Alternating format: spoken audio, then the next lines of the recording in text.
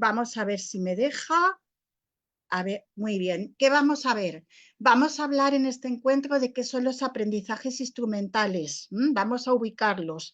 ¿Y qué ocurre cuando esos aprendizajes no se desarrollan de forma correcta y entonces aparecen las famosas dificultades y trastornos de aprendizaje?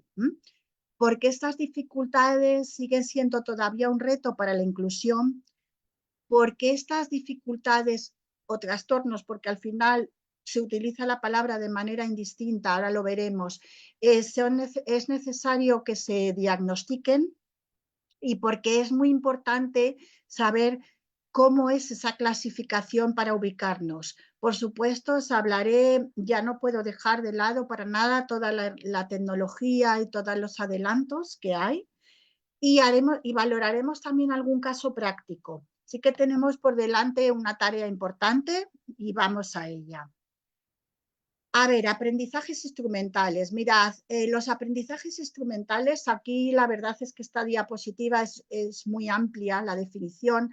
Si os vais al segundo párrafo, la definición más correcta, más concreta, es la del Instituto del INTEF, que es el Instituto Nacional de Tecnologías Educativas y Formación del Profesorado aquí en España, y que quizás es un organismo muy competente de los que más para hablar de lo que es el aprendizaje instrumental. Los aprendizajes instrumentales implican conocimientos necesarios para poder acceder al currículum académico y también para poder acceder a la sociedad en la que estamos. ¿Qué son? En definitiva, son competencias básicas que todos los chicos, las chicas, niños, niñas que tenemos en la clase deben obtener durante su escolarización. ¿Por qué? Porque si no lo obtienen, luego se va a complicar su desarrollo académico. Estos aprendizajes son fundamentales para llegar a la lectura, para llegar a la escritura, para llegar al lenguaje matemático, para llegar a la tecnología de la información. Es decir, son aprendizajes básicos, por así decir. Luego muchas veces hablamos de materias instrumentales, como puede ser la lengua, como pueden ser las matemáticas, que evidentemente están en el currículum académico, pues para que realmente nuestros niños puedan desarrollar los aprendizajes de estas materias, de estas asignaturas tan importantes, es necesario que sus aprendizajes iniciales sean correctos. Y siguiendo un poco esta dinámica, nos vamos a lo que son de por sí las dificultades de aprendizaje o trastornos, porque al final se utiliza indistintamente el término. Lo más correcto, como os diré después, sería trastornos, pero dificultad se sigue utilizando y lo utilizaremos, porque al final, ya os digo que aunque son diferentes, se utilizan para igual. A ver, cuando existen, como señalo en la diapositiva, complicaciones para el desarrollo de esos aprendizajes instrumentales, de esas competencias básicas que nos van a llevar a una lectura adecuada, una escritura adecuada, etcétera, etcétera, nos encontramos con la dificultad de aprendizaje. Si vamos a sus orígenes, los autores Kirk y Barbara Bateman definieron lo que es la dificultad de aprendizaje tal y como señalo en la diapositiva. Es un retraso, una perturbación en los procesos fundamentales del habla, del lenguaje, de la escritura, de la aritmética, etcétera, etcétera, o matemática, pero no está causado por un trastorno emocional, ni por un trastorno de conducta, ni por una disfunción o problema o una función cerebral alterada. No, tampoco es el resultado de un retraso, de un déficit cognitivo, el famoso retraso mental que llamábamos antes, ni de privación sensorial, ni de factores culturales o instruccionales, es decir, de metodologías. Es algo diferente y está ahí, con lo cual debemos tener cuidado porque muchos niños, muchas niñas en ocasiones es verdad que de alguna manera nos pasan desapercibidos, porque claro, los signos de las dificultades de aprendizaje aparecen fundamentalmente en primaria, aunque en infantil ya encontramos algunos indicadores que los veremos después. Las dificultades y trastornos de aprendizaje quedan señalados en el DSM-5, que ya sabéis que es el manual de la Asociación Estadounidense de Psiquiatría.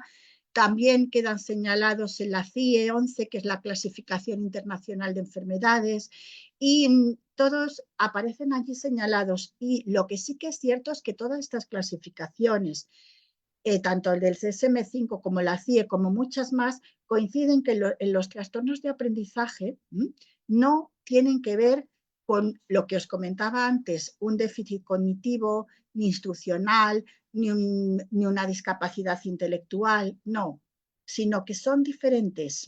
Hay cierta alteración neurológica, pero pequeñita y reeducable en la mayoría de los casos.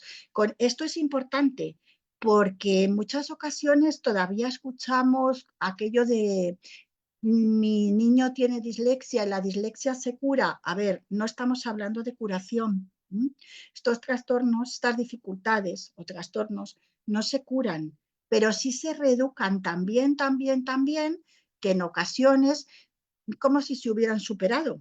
Y de hecho, muchos adultos, que seguro que conocéis, nos dicen, pues yo de pequeño tenía dislexia, pero ellos dicen de pequeño. Es decir, está tan reeducada esa persona que realmente prácticamente lo ha superado. Pero eso no significa que haya una curación como tal. Esto añadido que también lo que es la lectura y la escritura, por eso se hablaba tanto de las capacidades iniciales y de los aprendizajes instrumentales, no vienen, no son innatas, es decir, el cerebro no desarrolla de manera natural una lectura o una escritura, sino que al desarrollar la lectura y la escritura hay zonas en el cerebro que en principio estaban destinadas a otras funciones y que poco a poco, a medida que nosotros vamos aprendiendo a leer y a escribir, se van conformando, con lo cual es un artificio, no es algo natural, ¿de acuerdo? Pero sí tenemos predisposición, por supuesto, para aprender a leer y a escribir. El aprendizaje de la lectura en concreto supone conectar dos conjuntos de regiones cerebrales que estaban presentes en la infancia. Y entonces, como es el reconocimiento de objetos, como son los circuitos del lenguaje, entonces nosotros las aprendemos, ¿de acuerdo? Y es muy importante que ese aprendizaje sea correcto, ¿de acuerdo? Poquito a poco vamos a introducirnos en este mundo. Y en esta diapositiva que tenéis, hablo un poco de lo que os comentaba, de la diferencia entre dificultad y trastorno de aprendizaje. Aunque ya os digo que al final los dos términos son indistintos, se utilizan igual. Cuando hablamos de dificultad de aprendizaje, en teoría, nos referimos a factores psicológicos, sociales, biológicos, que se pueden superar, ¿de acuerdo? Lo que pasa que, claro, ya hemos introducido tanto el término dificultad que al final las dificultades las tratamos como trastornos. Los trastornos, que realmente es de lo que vamos a hablar especialmente hoy, tienen causas más complejas y se tienen que abordar de manera más profunda, ¿de acuerdo? Lo que pasa que ya os digo, al final se utilizan los dos términos indistintamente, pero de lo que vamos a hablar es más de trastornos y la nomenclatura real, la correcta, sería trastorno. ¿Por qué? Pues porque las dificultades de aprendizaje, como os señalo aquí, se detectan en la escuela y en ocasiones pues están relacionadas, por así deciros, pues con baja motivación, con problemas de concentración, con a lo mejor un comportamiento social inadaptado, con inquietud. Entonces ese nene o esa nena que tenemos en clase, como está con estas características, no aprende. Pero las dificultades como tal, si las tratáramos como tal, serían superables. Pero los trastornos ya hablamos de un disfuncionamiento, de una alteración en la capacidad del cerebro para de alguna manera comprender lo que ese niño está leyendo, esa información que le transmite esa lectura. Entonces, claro, ya afectan al lenguaje, afectan a la memoria, afectan a la orientación espaciotemporal, afectan al cálculo, la famosa discalculia, afectan incluso a la coordinación y a la motricidad, y eso lo vemos en infantil, ¿de acuerdo? Son indicadores. Vamos a seguir un poquito más. Por tanto, siguiendo un poco lo que estamos viendo, los trastornos de aprendizaje afectan a los aprendizajes instrumentales, porque los niños que no, esas capacidades de las que hablábamos, que están preparadas para el desarrollo de la lectoescritura, no las desarrollan bien, aquí flaquean y que implican ciertos desórdenes relacionados con la comprensión o uso del lenguaje hablado y escrito. Y claro, como hay cierto desorden, hay cierta alteración en ese cerebro, pues hay dificultades para leer, hay dificultades para escribir, para secuenciar los pensamientos, a la hora de escribir un texto, por ejemplo, para deletrear, ahí hablamos de la famosa dislexia fonológica, o bien para calcular, ¿vale? Yo creo que por aquí ya vamos comprendiendo un poquito la introducción al tema. Aprendizaje instrumental, esa capacidad para desarrollar toda la lectoescritura, etcétera, etcétera. Dificultad y trastorno, pero ya os digo, estos dos términos se utilizan indistintamente. Y seguimos un poquito más. Os hablaba antes del diagnóstico diferencial, fundamental. Cuando hablamos de trastornos de aprendizaje hay que buscar las bases genéticas y de hecho las encontramos la mayoría de las veces.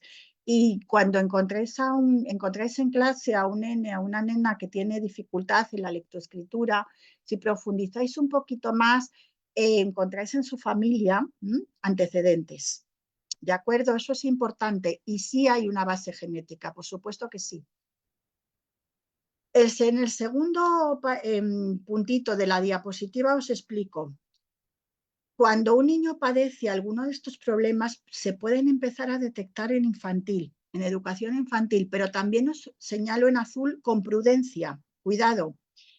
En infantil no podemos hablar de dislexia, ni de discalculia, ni de disgrafía, ni de disortografía. No. Infantil, en la etapa y en concreto el segundo ciclo infantil de 3 a 6, el niño está en pleno desarrollo, ¿de acuerdo? Todavía no está preparado, aunque en ocasiones, evidentemente, y dependiendo de muchos casos, sí, porque nos podemos encontrar con niños que maduran muy rápido y que están muy preparados, son niños de alta capacidad, pero eso es un tema diferente. Si hablamos de generalidad, en infantil los niños se van desarrollando y no podemos hablar de una dificultad o trastorno, mejor dicho, de aprendizaje. Con lo cual podemos ver indicadores, pero debemos ser muy prudentes. Es lo mismo que el famoso TDAH, y no me quiero desviar ahora tampoco del tema que nos compete, pero sí que es verdad que muchas familias nos dicen, es un niño TDAH cuando es pequeño, a lo mejor cuando tiene 4 años, hay que esperar un poco, aunque haya muchos indicadores, pero debemos esperar porque están en pleno proceso madurativo cerebral y luego tienen muchos picos y a lo mejor ese nene luego baja esa intensidad. Pues aquí lo mismo, debemos ir despacito, hay niños que maduran más lentamente o niñas, debemos esperar a primaria para hacer un diagnóstico de un trastorno o dificultad de aprendizaje. Por eso señalo en el siguiente punto que es en primaria cuando realmente se confirma este diagnóstico. ¿Y cómo se confirma? Evidentemente con unas pruebas específicas de evaluación. Aunque nosotros tengamos muchos indicadores, aunque nosotros de alguna manera por nuestra propia experiencia tengamos muy claro que realmente ese niño o esa niña tiene muchas características, por ejemplo, de padecer dislexia, debemos confirmarlo. Debemos confirmarlo por medio de test, como puede ser Prolexia para dislexia, luego lo veremos, como puede ser ProLEC-R, como puede ser para disgrafía el ProESC, el TEDIMAT para discalculia. Os he dejado al final, que comentaba antes Victoria, que a mí me gusta mucho dejar material, si es cierto, me gusta mucho porque nos enriquece a todos. Entonces ya veréis que os dejo al final de las diapositivas un test que se puede aplicar online en concreto para la discalculia, porque todas estas pruebas que os cito ya sabéis que tienen un coste, lógicamente, pero sí que os dejo algo gratuito para que lo podáis utilizar. En cualquier caso, lo importante en este caso es el diagnóstico diferencial. Es muy importante tener claro que ese niño o esa niña padece un trastorno de aprendizaje y nos ha salido claramente en unas pruebas específicas. No podemos basarnos solamente en nuestra experiencia, aunque realmente lo veamos muy claro. Eso es muy importante, ese estudio, y es muy importante derivar al especialista, al orientador, al psicopedagogo, al psicólogo, etcétera, etcétera, para que trabajen todo esto, porque en muchas ocasiones estamos en el aula y se nos escapa de nuestras manos, aunque lo tengamos muy claro. Eso es muy importante. Voy a seguir un poquito más. Características que encontramos, pues al hilo de todo lo que os voy contando. Estamos en clase y vemos que hay un nene, una nena, un grupo de niños que tienen un ritmo lento a leer en voz alta. Estamos en una clase ya, os diría, de primero de primaria avanzado, y persisten esas paradas y persisten esos errores. También incluso sigue teniendo ese nene o esa nena dificultad a la hora de aprender las letras, de vincular sobre todo la letra a su sonido, porque conoce el sonido a lo mejor, pero no, o el fonema, pero no lo vincula a su grafía. Eso sucede.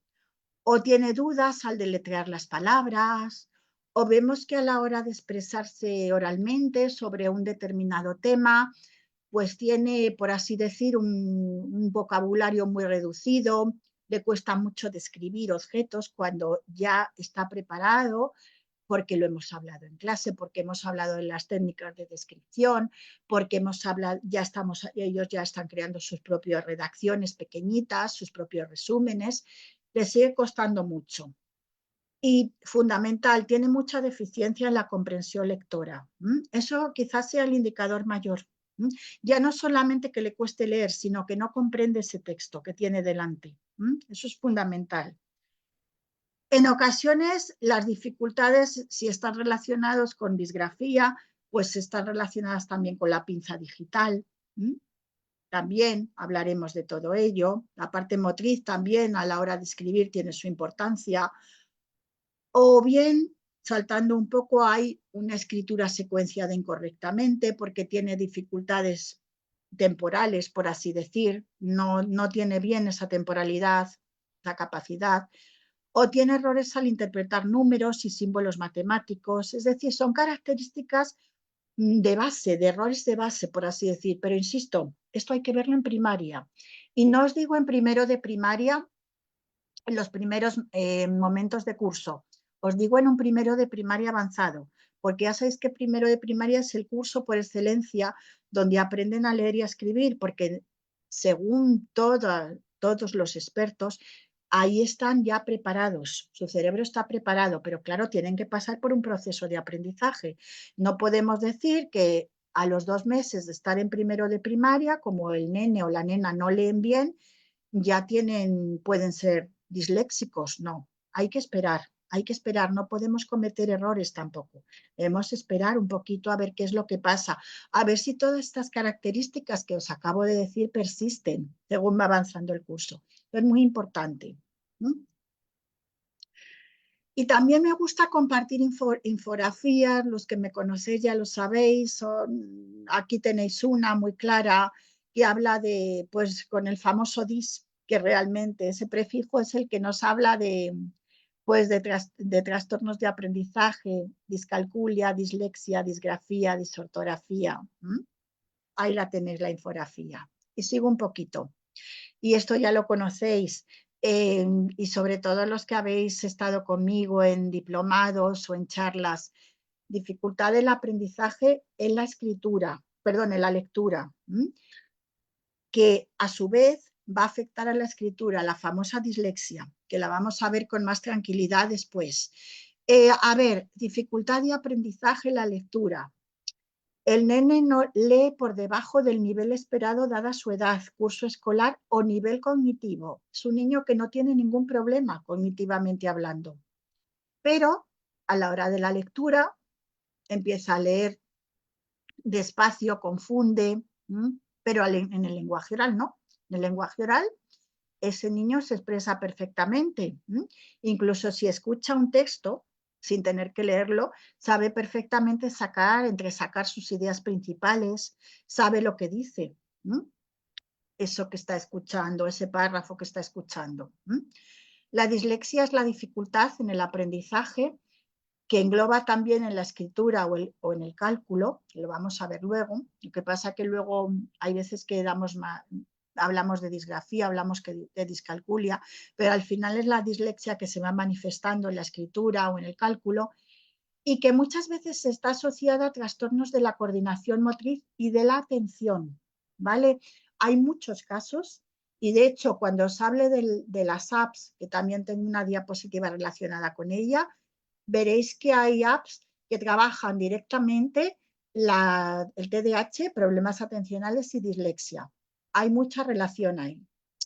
¿Qué ocurre? Que estos nenes muestran dificultades para reconocer las palabras, las letras que son similares las confunden, leen despacito, no comprenden correctamente lo que leen. Y, en fin, se va poquito a poco complicando todo. Procesos que intervienen en el desarrollo lector. Mirad, a medida que va avanzando ese niño, empezamos a ver que tiene dificultades en estos procesos, en los perceptivos, formas de letras y palabras, en los léxicos, es decir, esa unión entre el grafema y el fonema, entre la letra y su sonido, o en el vocabulario visual, en reconocer esas palabras que son muy parecidas y que, por ejemplo, imaginaos que estamos hablando pues de palabras que simplemente se diferencian en un fonema, en una letra. Ellos, cuando los niños van leyendo, las van almacenando en su cerebro, pero si los niños con dislexia, sobre todo si la dislexia es visual, no almacenan esas palabras, las tienen que leer continuamente aunque sean parecidas. Entonces eso es complicado, ¿vale? Muy, muy complicado. Procesos sintácticos, distintas partes de la oración, cómo están relacionadas a la hora de secuenciarlas, se pierden mucho. Y semánticos, lo que os decía antes, extraer información del texto e integrarla. El aprendizaje famoso metacognitivo, ellos las van integrando en todo lo que van de alguna manera aprendiendo. Pues bien, los niños que padecen dislexia, todos estos procesos, lógicamente, no los llevan a la práctica como puede ser un niño normotípico, un niño que no tiene este problema, sino que los van retrasando. Por eso es muy importante la reeducación y el diagnóstico temprano. Es fundamental. Pasamos un poco de lectura y vamos directamente a la escritura. También la dificultad o trastorno, que ya os digo que sería el término más adecuado, pero al final lo utilizamos indistintamente, la dificultad de la expresión escrita, que es la famosa disgrafía, también está presente, incluso aparte de disgrafía, la disortografía, porque la disgrafía luego veremos que tiene muchas variedades, pero evidentemente, imaginaos un niño que tiene una problemática seria a la hora de escribir, imaginaos la dificultad que tiene a la hora de aprender reglas ortográficas. Se nos complica doblemente. Entonces tiene mucha dificultad y, por supuesto, a la hora de redactar correctamente y componer párrafos. Vamos increciendo. Y todo esto unido, y si es una dislexia, ya os digo que afecta también al área del cálculo, que a veces sí, a veces no. Hay veces que nos encontramos con una discalculia y la discalculia, aunque es la mal llamada dislexia matemática, que la veremos después, pero cuando no tiene por qué. De acuerdo, hay niños que incluso lo que tienen es discalculia, problemas en matemáticas, pero luego en lectoescritura funcionan bien. Pero bueno, para no complicar más las cosas, dificultad de aprendizaje en matemáticas también está ahí y la dislexia puede extenderlo. Niños que tienen grandes dificultades a la hora de la base matemática, operaciones, números, las tablas de multiplicar para ellos son complejísimas. Los números en los niveles más elementales, esas operaciones sencillas incluso confunden los dígitos, confunden la grafía de los propios dígitos. Vamos a seguir un poquito más y ya todo esto que os estoy comentando en esta propia diapositiva lo tenéis perfectamente reflejado. Trastornos en el aprendizaje, trastorno de lectura, dislexia, trastorno en la expresión escrita, disgrafía, trastorno de cálculo, discalculia, ¿vale?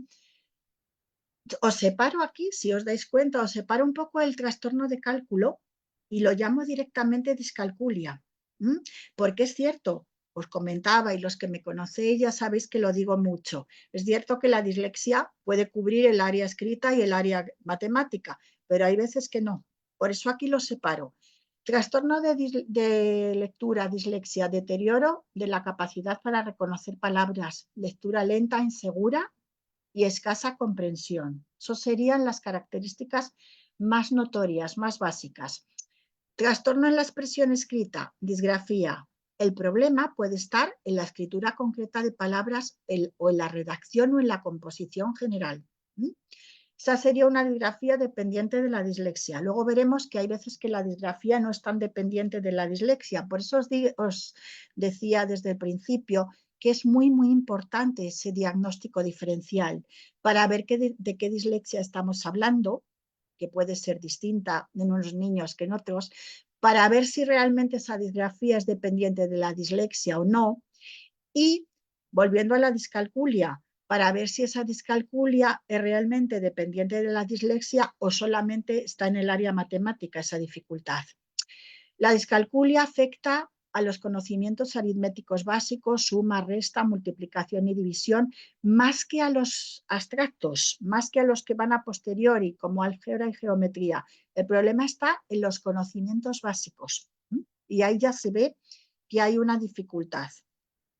La discalculia, y aquí hago un paréntesis, es por así deciros, un trastorno de nueva, que se conoció hace poquito. No es tan como la dislexia tan conocido. ¿Vale? ¿Qué es la dislexia?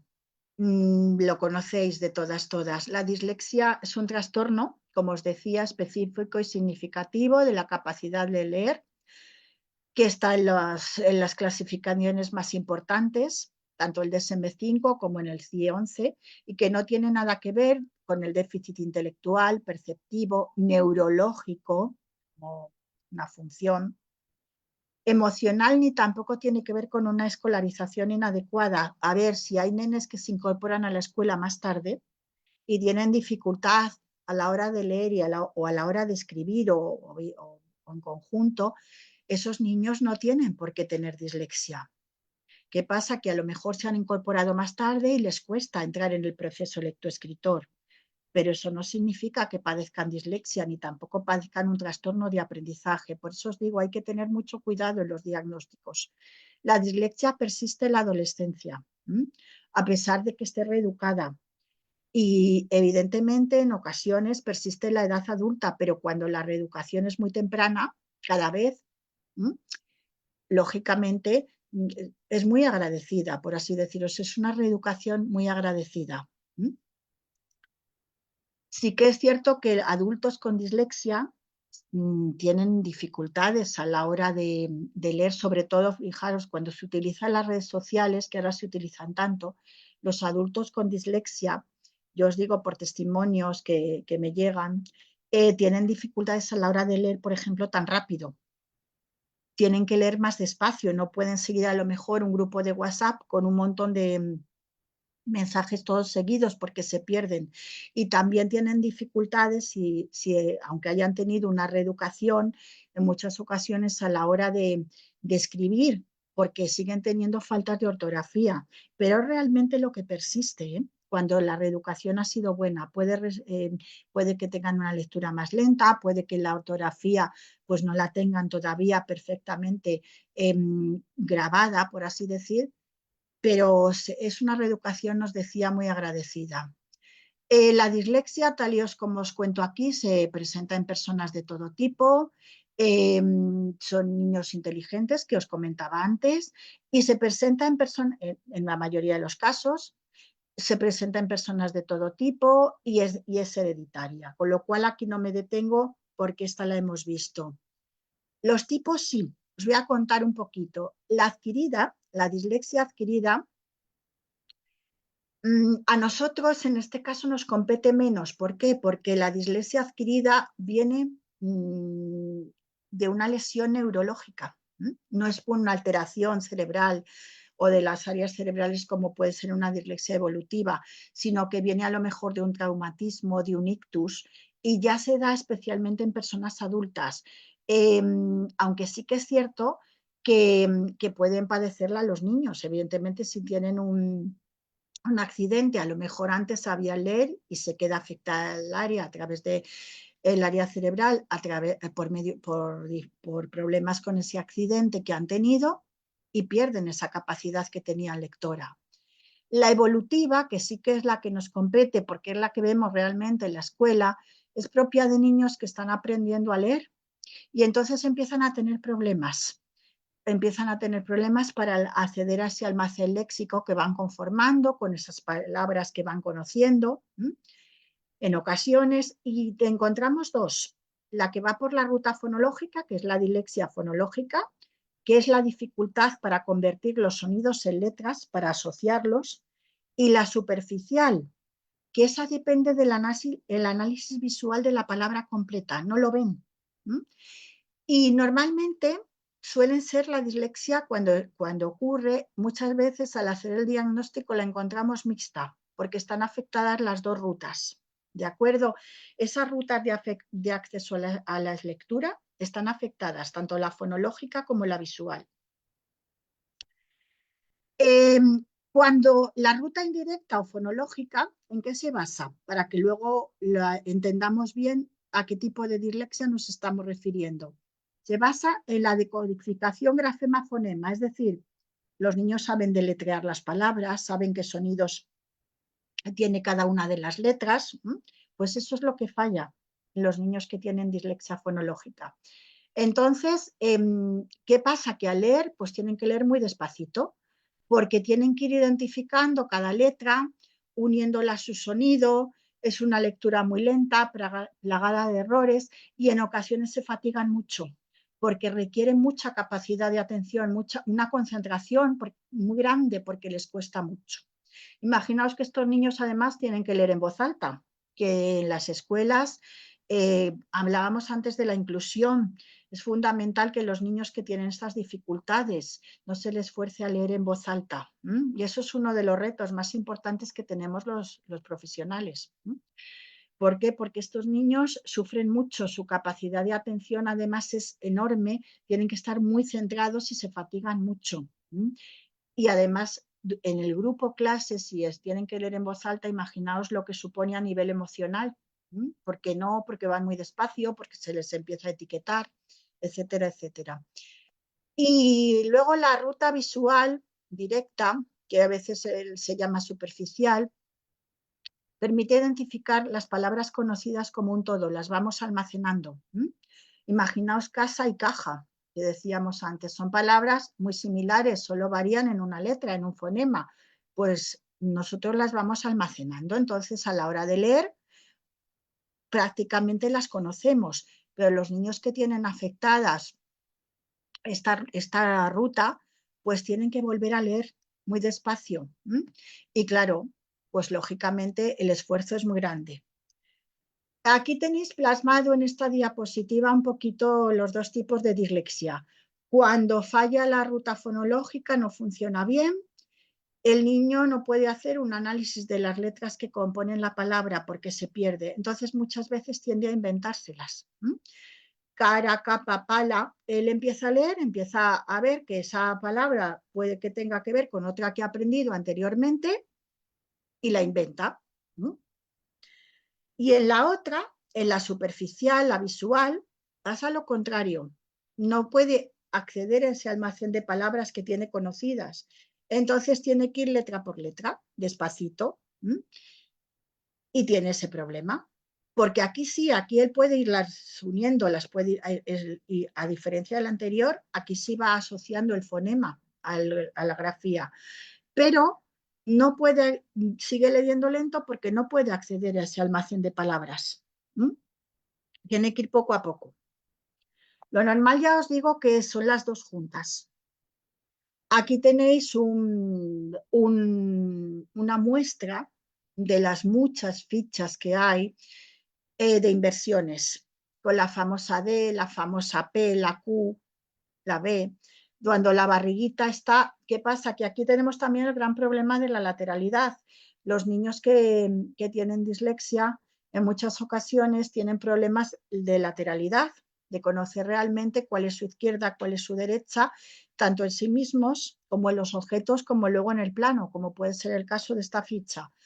Cuando trabajemos, y tampoco quiero ahora detenerme mucho, porque evidentemente quiero que haya momentos interactivos, pero sí que es cierto que cuando trabajamos la lateralidad, para luego llegar a fichas de este estilo, es muy importante que trabajemos desde el propio cuerpo primero, de las simetrías, partiendo entre comillas y con una tiza al nene, así, dibujado, en el propio cuerpo con sus dos mitades, sus dos simetrías, cuál es la derecha, cuál es la izquierda, que vaya dándose cuenta antes de pasar a cualquier plano. En este caso, imaginaos en papel, la ficha.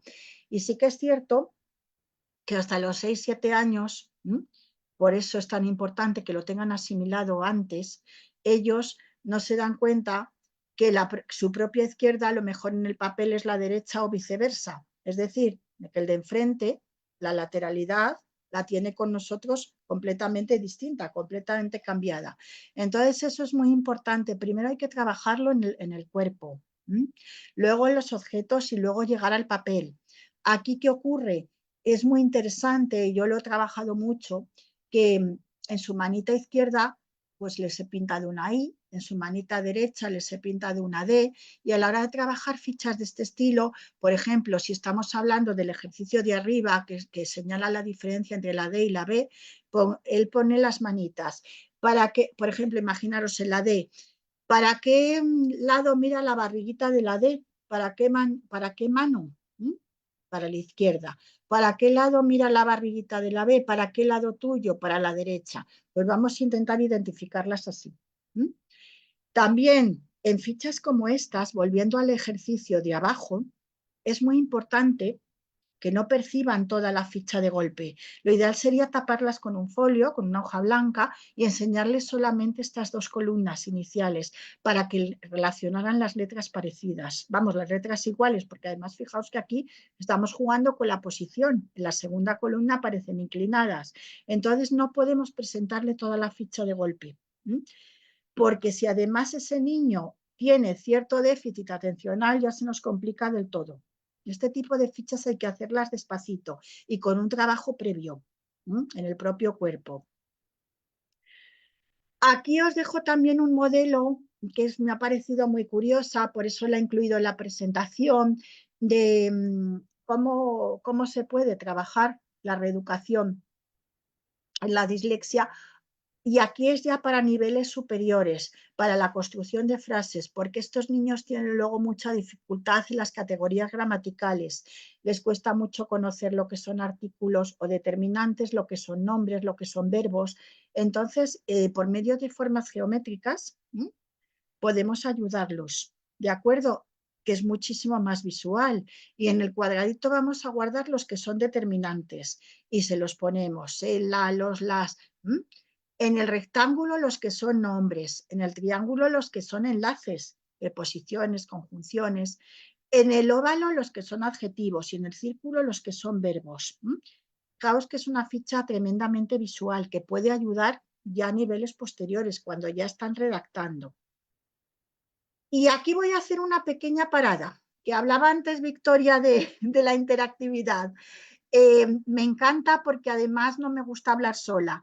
Dejo un ratito porque estoy segura de que los hay, Victoria, para los que estáis ahí, que podáis pues expresaros, y yo encantada de escucharos. Cuando quieras, Victoria. Perfecto, querida familia Mentor, sí nos podrían ir comentando ahí abajito en los comentarios cuáles son sus aportaciones, las experiencias relacionadas con las dificultades o trastornos del aprendizaje. Hemos visto en los comentarios que ustedes nos decían que tienen hijos o tienen inclusive algún familiar que ya es adulto, que tiene dificultades del aprendizaje, o tienen estudiantes que tienen dificultades o trastornos del aprendizaje. Si nos podrían ir comentando, por favor, sus experiencias con las dificultades o con los trastornos del aprendizaje y los vamos a ir leyendo. Y ahora sí, nos dicen que les gustaría recibir el material, los cuadernillos, claro que sí van a recibir todo el material, querida familia Mentor. Ahora ya estamos, ahora sí, estamos ya recibiendo las primeras retroalimentaciones de nuestra familia Mentor. Altagracia, por ejemplo, nos dice, excelente conocer más a fondo los trastornos del aprendizaje. También nos están comentando, Juana, que sus estudiantes después de la pandemia han aumentado muchos casos de dificultades del aprendizaje y como docente no sabe qué estrategias tomar para ayudarle a los niños. Mireya también nos dice, excelente tema porque tendremos herramientas para ayudarlos a elevar su nivel de dificultad. También vamos a ir leyendo los otros mensajes. Neisa nos dice, muy interesante, me ayudará mucho con mis niños. Carolina Pichardo nos dice, como maestra siempre me he encontrado con niños con estas dificultades y estos temas me encantan para aprender, saber cómo ayudar a estos chicos. Muchas gracias. Y Ailín Pérez desde Cuba nos escribe y nos dice, hoy en Cuba es muy usual todas estas características en niños en en la primaria entre primero y segundo grado, además de la importancia de aplicar test de lateralidad en el primer grado para ir previniendo. Rosibel nos dice, buenas tardes, bueno, ahí están las preguntas, casi leo una pregunta que Rosibel le voy a sacar una foto para que luego te la hagamos, querida Anita, perfecto. Muy bien. También nos dice Jordani, muchísimas gracias por la oportunidad de participar en este importante evento y con temática tan necesaria desde la Universidad José Martí Pérez Sancti Spiritus. Muchas gracias. Y también nos dice Sandra Jurado, es importante que el niño sea visto por el pediatra para así descartar trastornos en el aprendizaje, si bien considera el especialista a la hora de hacer enlace a neuropediatría. Perfecto, muchas Ujú. gracias. Y así tenemos muchísimas experiencias de los profes, ya sea para estudiantes o con sus hijos que tienen alguna dificultad que ha aumentado después, evidentemente, de la pandemia, querida Ana. Pues muchas gracias, Victoria. Sí que es cierto que la pandemia marcó un antes y un después de todo esto. ¿Por qué? Pues, y lo comentaba una compañera en el chat, lo que ha comentado Victoria.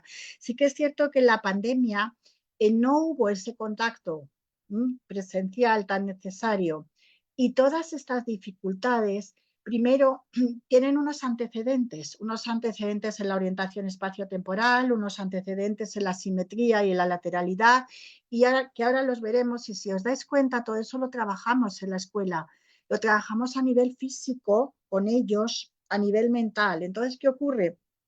Que todo eso en su día quedó como en un vacío. Por eso es normal, entre comillas, lo de normal, que ahora mismo encontremos esas dificultades en los niños, porque falta trabajo porque no pudo hacerse un trabajo de aula, un trabajo directo.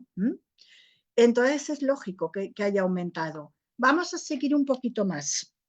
Y facilitación del material, yo por mi parte ya sabéis que encantada y por Mentor también, por supuesto.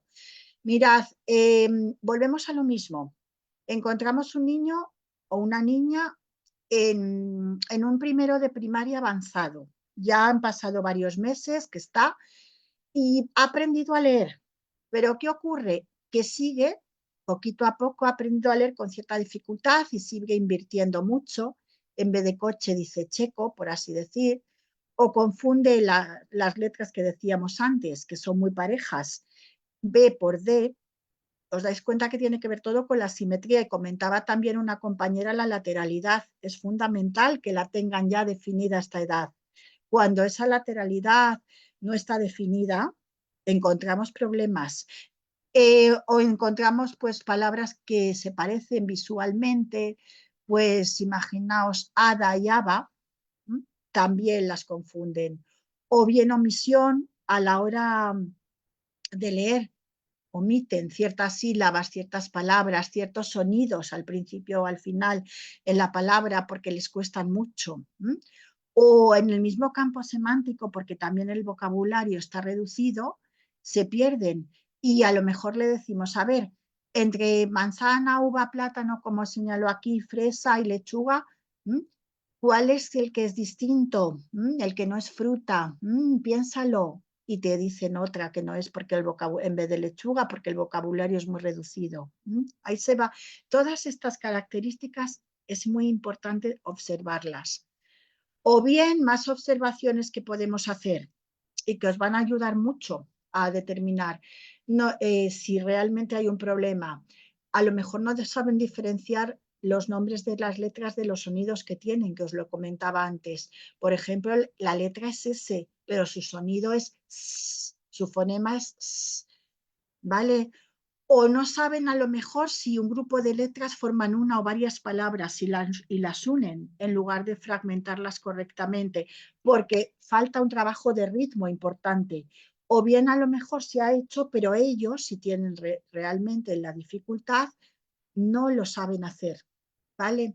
Dificultades en lateralidad, lo hemos comentado, desorganización en el espacio, nociones espaciales, desorganizaciones temporales, ayer, mañana, ignorancia también de puntos, comas dentro del texto, los signos ortográficos, disortografía, o importante, una velocidad lectora demasiado lenta, sobre todo a los 7 años, que ya tendrían que empezar a leer de una manera más fluida. Todo esto que os comento es base, son ítems que nos dan pistas de que puede pasar algo ahí.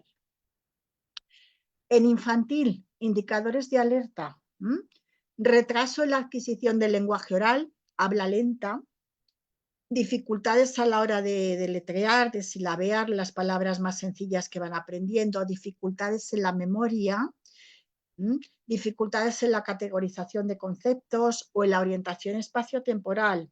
A ver, esto no significa que un niño que está ya últimos de la etapa infantil y tiene características de este estilo, pueda ser luego un niño que desarrolle o que veamos que es un niño que realmente puede tener dislexia. No, hay que esperar. Son indicadores, pero indicadores siempre con prudencia, como os decía. Pero si en la etapa primaria, que os lo señalo aquí en azul, a medida que va avanzando sigue con dificultades en reconocimiento de palabras, con dificultades en la fluidez, en la automatización a la hora de escribir, o es una lectura demasiado lenta, o es una lectura en la que silabea muchísimo, debemos tener cuidado, ¿de acuerdo? O bien tiene errores en la lectura de palabras conocidas, que ya las debería tener asimiladas, de palabras parecidas, o sustituye letras o dificultades en la comprensión lectora. En esta diapositiva, que os puede servir mucho, veis realmente la base, los indicadores de alerta. Es muy importante. Y también no quiero dejar pasar este encuentro para hablar un poquito de las áreas afectadas cerebralmente.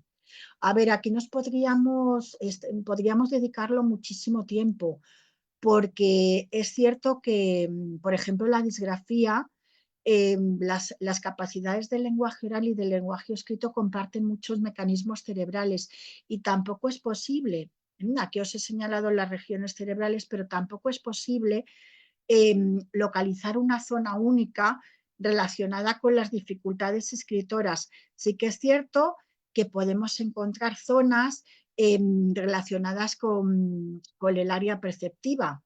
Entonces, sí que es cierto que ahí influye, lógicamente, si esa área está alterada, o bien zonas que están, como es la corteza asociativa, en la parte parietal y occipital, que están relacionadas con la transcodificación del mensaje, el hecho de pasar del lenguaje oral al lenguaje escrito, o bien con la propia transmisión del lenguaje, que ahí estarían las funciones ejecutivas, las más importantes, que es ese área frontal, que sería el que más está afectado. ¿De acuerdo? Ya os digo que eso nos llevaría mucho tiempo. Es cierto que la dislexia como tal, hay dos áreas en el hemisferio izquierdo que están relacionadas con el lenguaje y que las personas que tienen dislexia, o perdonadme, o los niños que tienen dislexia funcionan de forma diferente. La región temporal izquierda, que está relacionada con las letras, y la parietal especializada en unir letra con sonido. Esas dos zonas, la región temporal izquierda, que es la relacionada con las letras, y la parietal, unir letra con sonido, son distintas. Funcionan de forma distinta en los niños que tienen dislexia, ¿vale? Y sí que es verdad que cuando esos niños padecen dislexia o esas personas padecen dislexia, hay una menor plasticidad cerebral, responden menos a la repetición de estímulos, a automatizar esa lectura, ¿vale? En definitiva, es un cerebro un poquito diferente, por así decir, pero insisto, la reeducación hace muchísimo. Y la discalculia, pues evidentemente también conocemos sobre ella. Sí que es cierto que la región parietal podemos encontrar muchísimo tema pues de reconocer números, ahí encontramos muchísimas dificultades en el área matemática y a lo mejor hay una alteración, ¿de acuerdo? Es decir, os dejo una diapositiva cerebral con ciertos datos, pero ya os digo que ahí tendríamos que profundizar mucho más. Cuando aparece, lo he dicho también mucho, y lo vamos repitiendo a lo largo de la exposición, hasta los 7, incluso 8 años, no podemos hablar de un diagnóstico claro, de un diagnóstico diferencial, porque antes puede que estén en pleno proceso madurativo, en pleno proceso de aprendizaje. ¿Y qué nos puede servir para realizar esa evaluación, además de las pruebas que vamos a citar? Nos pueden servir las copias. Ponemos una copia pequeñita de 2 frases y vemos que está a lo mejor plagada de errores porque está alterada esa percepción. Nos pueden servir los dictados. Y aquí voy a hacer un paréntesis.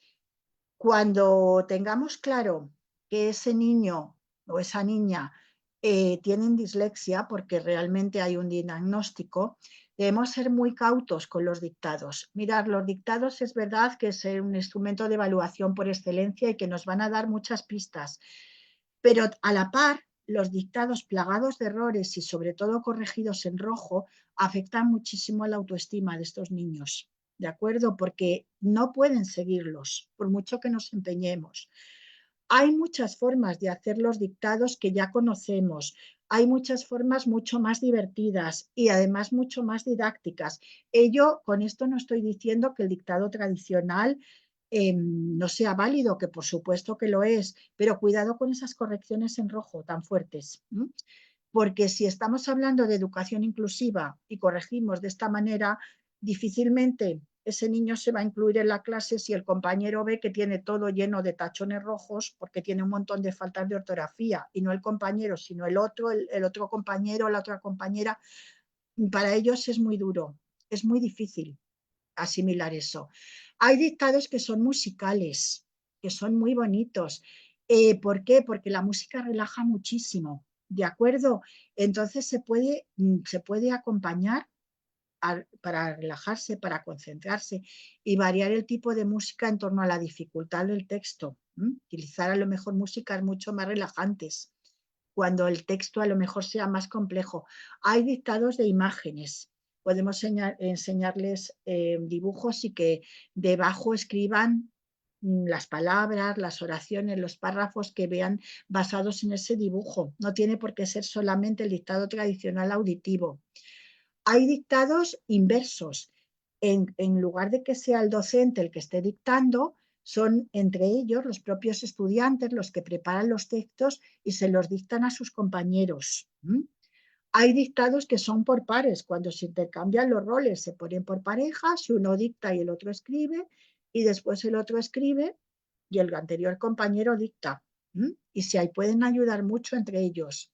Hay dictados con códigos que pueden ser un color, una figura, un número asociados a palabras específicas.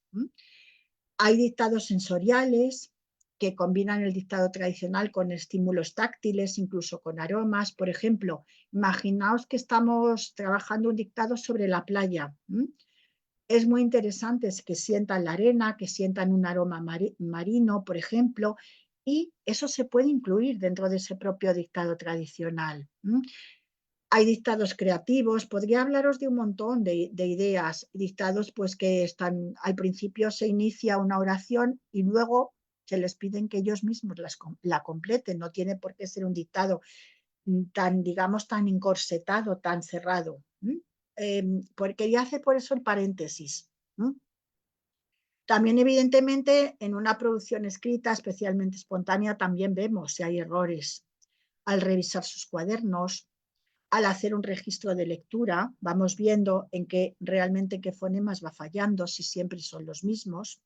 Y ahí sí que podemos pedir ayuda después al orientador o al especialista si los vamos detectando. Es decir, que tenemos muchos instrumentos de evaluación como docentes, independientemente de los específicos que sean pues, relacionados ya pues, con una dislexia, como puede ser el prolexia. El prolexia es la última prueba de TEA con 15 tareas muy interesantes que no solamente pues, evalúan, por así decir, la parte lectora, la parte de lectoescritura como tal, sino que además pues evalúan el componente fonológico, si realmente tienen una conciencia fonológica adecuada, si asocian ese fonema al grafema, su memoria verbal, su acceso al léxico. Prolexia, ya os digo que si os interesa, es fantástico, por así decir. Además, ya os digo que además se puede utilizar como batería preventiva. Si realmente,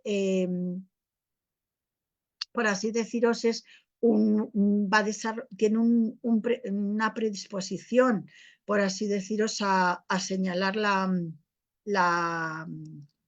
la dificultad. Vale, me voy haciendo un poco de la idea del tiempo. Me ha avisado un poquito Victoria. Voy a ir un poquito más ágil. No pasa nada porque como vais a recibir el material, ya os digo que luego lo podéis ver con tranquilidad. Es que me encanta explicaros y yo creo que me extiendo mucho. Aquí me voy a detener menos porque sí que es verdad que son instrumentos, por así decir, eh, estandarizados. El ProLEC-R, que también pues, está relacionado con la capacidad lectora. Perdón, también muy interesante. Y con todo lo que es signos de puntuación, pseudopalabras, etcétera, etcétera. Y aquí tenéis, pues mirad, otro ejemplo de dislexia. En la frase de abajo se ve muy claramente. Este es de una nena con la que trabajé yo bastante tiempo, que ahora ya la ha superado y en lo que se ha quedado su dislexia es en una disortografía, en problemas ortográficos. Sí que os digo que en el momento que encontremos dislexia, tenemos que hacer adaptaciones. Hay que trabajar con programas de exactitud lectora, de deletreo, de discriminación fonológica. Hay que trabajar con programas de velocidad lectora y, por supuesto, con programas de comprensión lectora. Eso es muy, muy importante.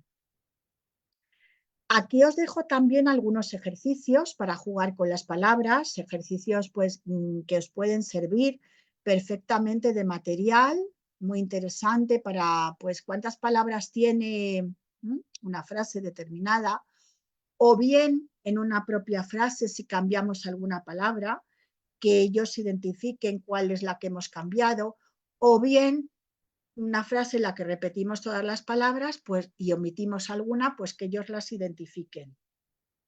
También os dejo ejercicios para jugar con los sonidos, con códigos secretos, para que con la intención de que descubran a qué sonidos pertenece, por ejemplo, cada letra, cada fonema, a qué letra pertenece. O palabras que empiezan por el mismo sonido, que las intenten identificar. Evidentemente todo esto va precedido de un trabajo muy importante que se hace en infantil. ¿De acuerdo? Os dejo también herramientas tecnológicas que las comentábamos antes, desde herramientas asistenciales como teclados, como del audiovoz, textos a voces que ellos van escuchándoles y eso os sirve muchísimo. Y pues desde juegos como puede ser el Tradislexia, que es un videojuego en 3D. Os dejo también la referencia de Luz Reyo, que siempre me encanta comentarla. Luz Reyo es una investigadora española que tuvo dislexia, que padeció dislexia, y cuando era pequeña, pues en la escuela lo pasó realmente mal, pasó etapas muy complicadas y luego decidió dedicarse a ello. Ha creado una herramienta que ya lleva mucho tiempo en el mercado y mucho tiempo en España, el Detective You. Y también os dejo apps, aquí debajo las tenéis, apps relacionadas desde, incluso hay una que es Latencia, que está relacionada directamente con la atención y la dislexia para el trabajo continuo. Os dejo también Relexia, que son textos a voz para que ellos vayan escuchándola. Y todas además están implementadas cada vez más con la IA, con la inteligencia artificial, que cada vez nos va dando más recursos para trabajar todo esto. Como os van a llegar las diapositivas, me encantaría que las echaréis un vistazo. A ver, aquí hay un caso muy interesante y me voy a parar después de él otro momentito, Victoria. Es un caso de un niño, Iker, al que se le detecta una dislexia evolutiva. Entonces, es un niño con 8 años y 9 meses. Si os dais cuenta, ya es un caso de dislexia muy claro porque ya está en tercero de educación primaria, pero ya los primeros problemas aparecieron al aprender las primeras letras incluso en infantil. Es un niño que tiene dificultades. ¿Por qué? Pues porque las asignaturas que tienen contenido lector fuerte, pues claro, las notas las tiene mucho peores, las calificaciones las tiene mucho peores. Es un niño con una inteligencia general sin ningún problema, eh, tiene un retraso significativo en la velocidad lectora y la conclusión del informe psicopedagógico que le realizan es que es capaz de leer aunque lo hace a un ritmo lento. Evidentemente a nivel cerebral, la resonancia magnética, el electroencefalograma está dentro de la normalidad, no hay alteraciones neurológicas complejas y evidentemente una vez que se tiene todo ese diagnóstico hay que dar una respuesta educativa.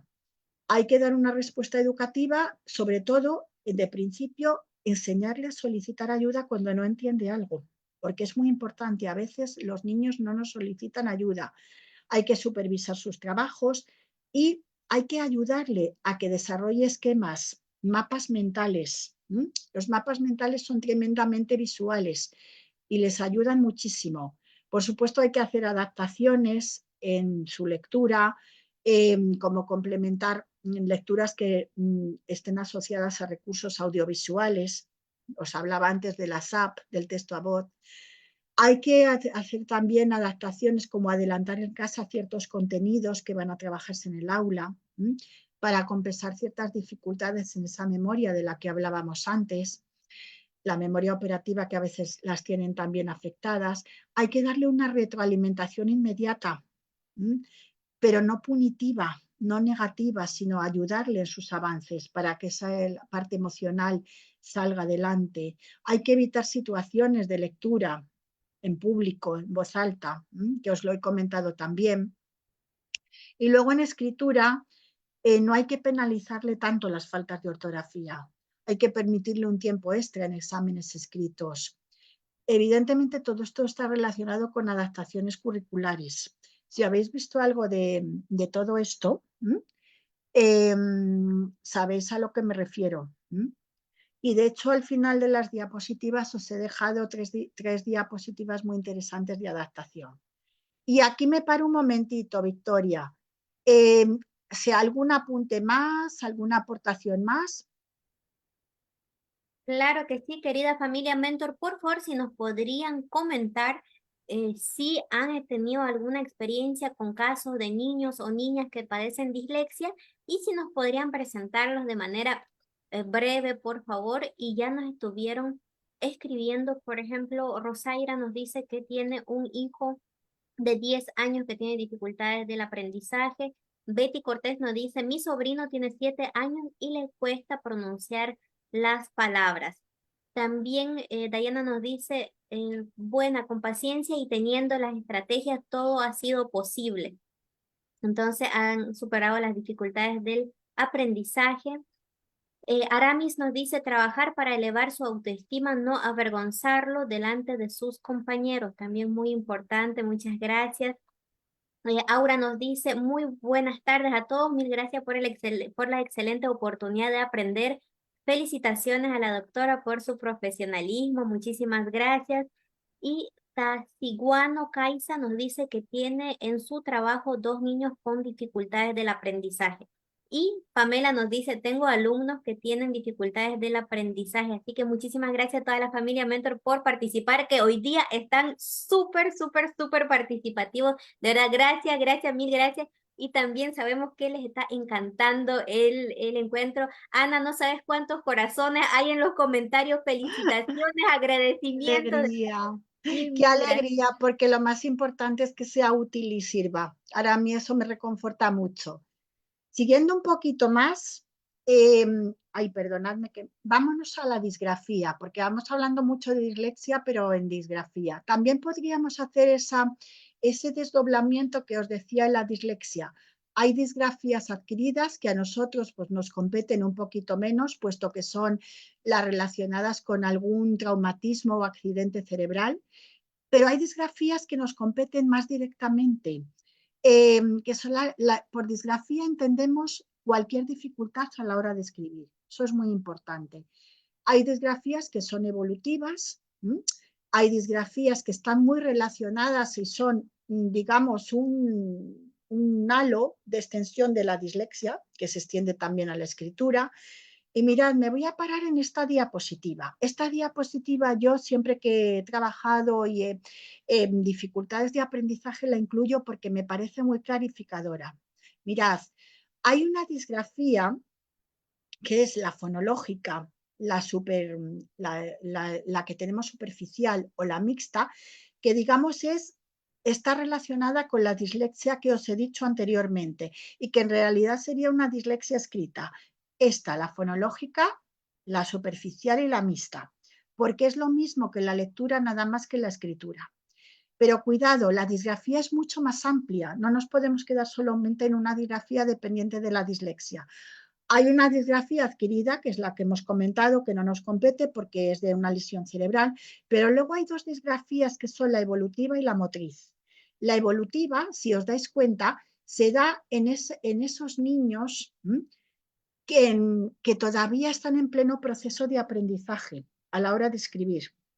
Y la motriz se da en esos niños en los que todavía la motricidad no la han desarrollado suficientemente y están inmaduros, ¿de acuerdo? Y estas disgrafías, la evolutiva y la motriz, a veces son independientes de la dislexia, a veces coinciden con la dislexia escrita, como podríamos llamarla, pero a veces no. Y cuando ese niño evoluciona, escribe perfectamente, y cuando ese niño se desarrolla motrizmente y fortalece esas destrezas, también puede escribir bien. Así que la disgrafía ya os digo que es un concepto muy amplio.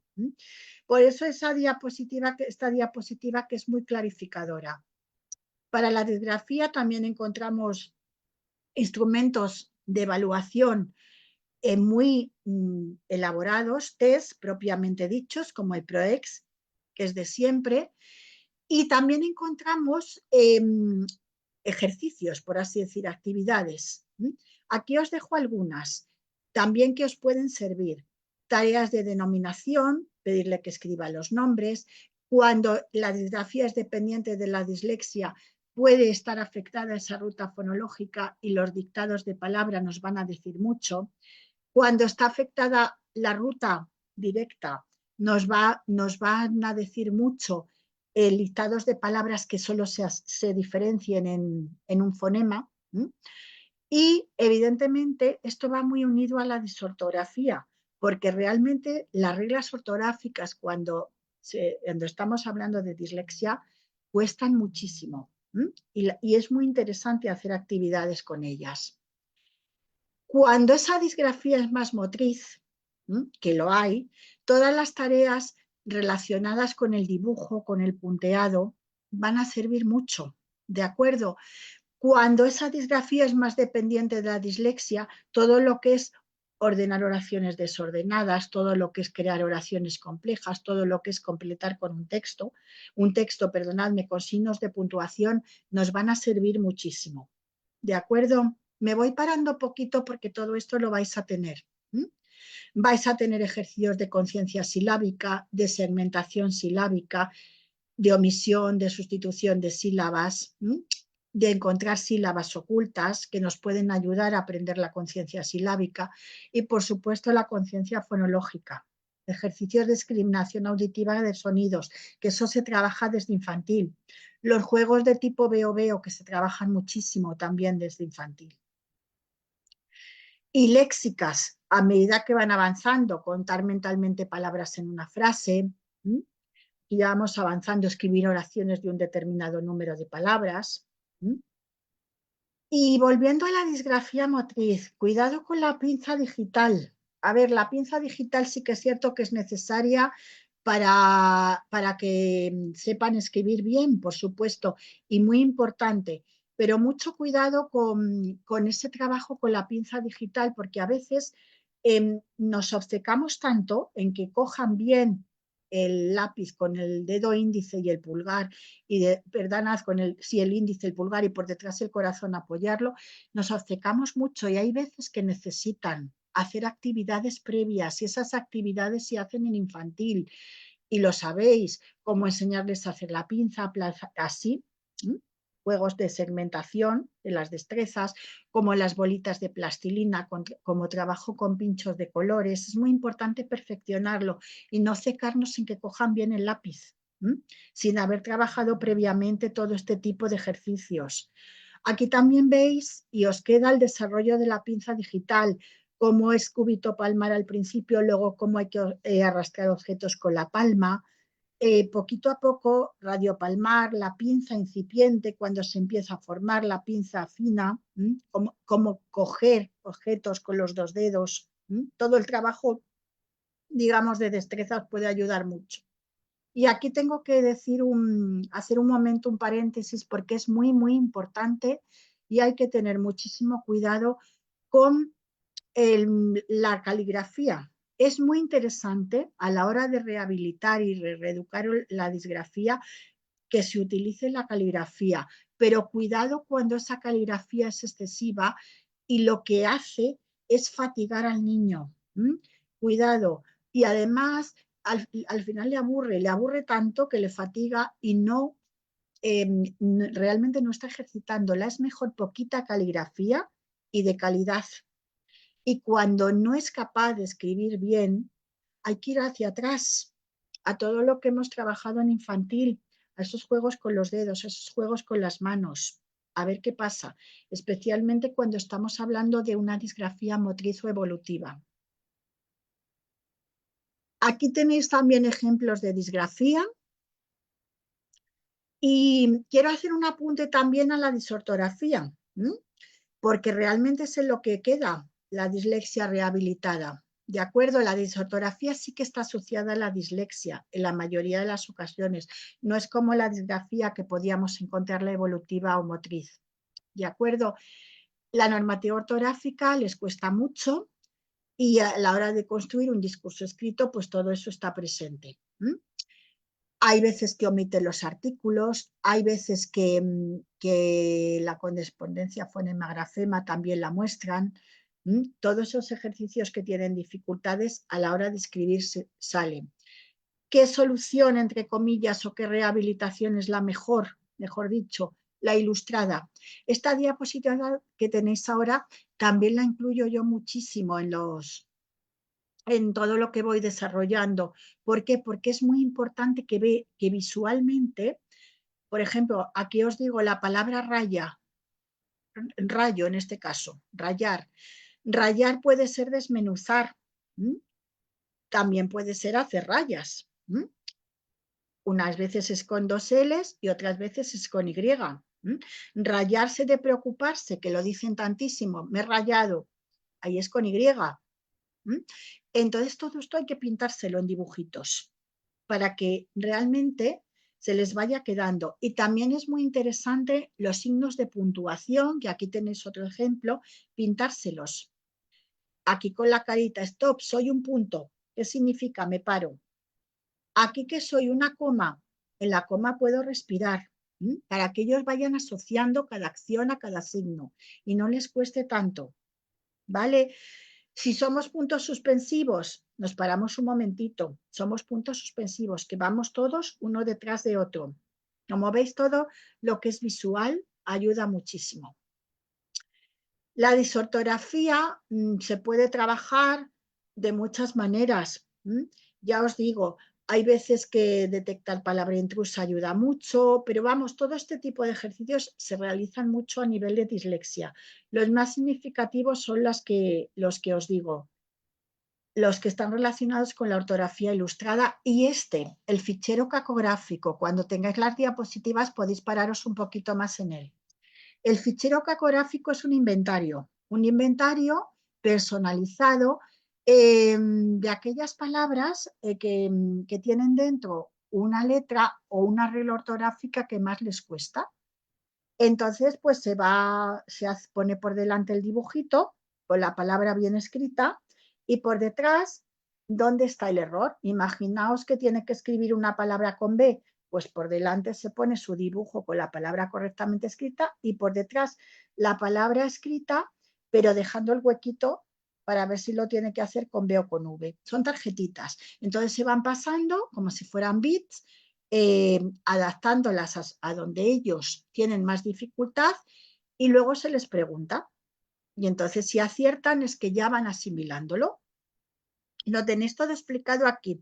Es muy divertido, se puede hacer con ellos y se puede personalizar, porque así aquellas dificultades que tengan mayores se van personalizando y se van pasando como a tarjetitas dentro de su propio fichero. Aquí os dejo un enlace y me quedaría hablar un poquito en estos últimos minutillos de la discalculia. La discalculia es la dificultad de aprendizaje que, tal y como os he comentado, está muy relacionada con el ámbito matemático.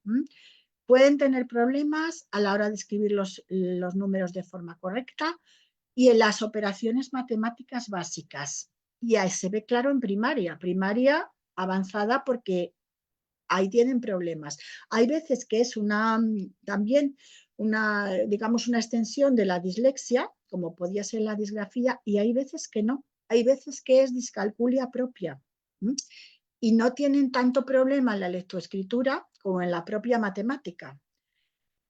Discalculia, ¿cómo se reconoce? Pensad que las matemáticas a veces son una asignatura muy compleja para los niños. Entonces hay que tener cuidado, porque a veces pensamos que hay un problema serio y en realidad es que le está costando mucho entender unos problemas, que ya sabéis que el razonamiento abstracto les cuesta más, etcétera, etcétera. O que planteamos problemas que no son los adecuados porque son problemas matemáticos con conceptos que no están en su propia realidad cotidiana. Hay problemas matemáticos divertidos que pueden, igual que los dictados, adaptados a los niños. Y es cierto que cuando existe discalculia es porque el rendimiento de ese niño en matemáticas es significativamente inferior. Está 2 o 3 cursos por debajo de su nivel. Ahí ya podemos empezar a preocuparnos. A lo mejor antes lo que lleva es simplemente un retraso, y eso no es una discalculia como tal. Para la discalculia también hay indicadores relacionados con nociones básicas espaciales, temporales, que podemos verlos en la etapa infantil. Hay indicadores propios de la etapa de primaria, porque le cuesta contar los números, porque el concepto de decena no lo entiende, ni el de unidad y mucho menos el del centena, porque no identifica el valor posicional de las cifras, a lo mejor dentro de un número de 2 dígitos o de 3 dígitos, porque las operaciones básicas le cuestan mucho, y les debemos permitir el papel cuadriculado a la hora de hacer operaciones, porque les ayuda muchísimo. Es muy importante y debemos permitirles los dedos. Es algo que tradicionalmente se desterraba. Es importante que ellos cuenten con sus dedos. Muy importante. El TEDIMAT es el instrumento de evaluación por excelencia. ¿Qué podemos utilizar? Evidentemente bloques multibase y regletas. Ya sabéis que estos materiales son fantásticos a la hora de construir cifras porque son totalmente manipulativos. Ahora las matemáticas se están haciendo de manera manipulativa y estos recursos son ideales. Regletas, bloques y por supuesto el dominó. El dominó es un recurso maravilloso porque ahí ven concentrada en la cantidad de puntos, ven concentrada la cifra a la que se refiere. Lo ven como un todo. Sí que es verdad que ahora hay dominós muy especiales relacionados con las sumas, con las restas. Y bueno, os dejo también que solo podéis, aquí no me voy a parar porque al recibir el material podéis hacerlo. Aquí hay un test rápido de discalculia, entrando a ese enlace, a Smartick, que es fantástico el material y además Smartick lo podéis ver más en detalle. Y estas últimas diapositivas están relacionadas con adaptaciones para la dislexia. Os las he dejado un poco para el final porque resumen todo lo que hemos hablado, por así decirlo. Y son muy, muy importantes y muy interesantes, desde evitar que el alumno copie enunciados, que es muy importante cuando ya existe la dislexia, hasta grabar en audio explicaciones de la clase, hasta las famosas autoinstrucciones cuando la dislexia va unida al TDAH. En la asignatura de lengua también os dejo otra adaptación muy interesante, como elaborar diccionarios personalizados, como reducir en la cantidad de páginas a leer en un libro, adecuar los libros a su nivel lector, porque el diagnóstico tiene que ser personalizado, tiene que ver qué es lo que ocurre con ese nene en concreto. Cuando habléis de adaptaciones curriculares, que seguro que tenéis bastantes cursos o bastantes encuentros, todo esto lo tratarán como tal.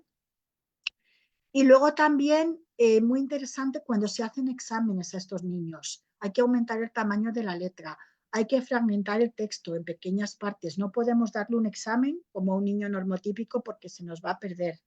Y también es muy interesante evitar con ellos preguntas largas o de respuesta abierta donde tengan que explayarse mucho. Eso es muy importante.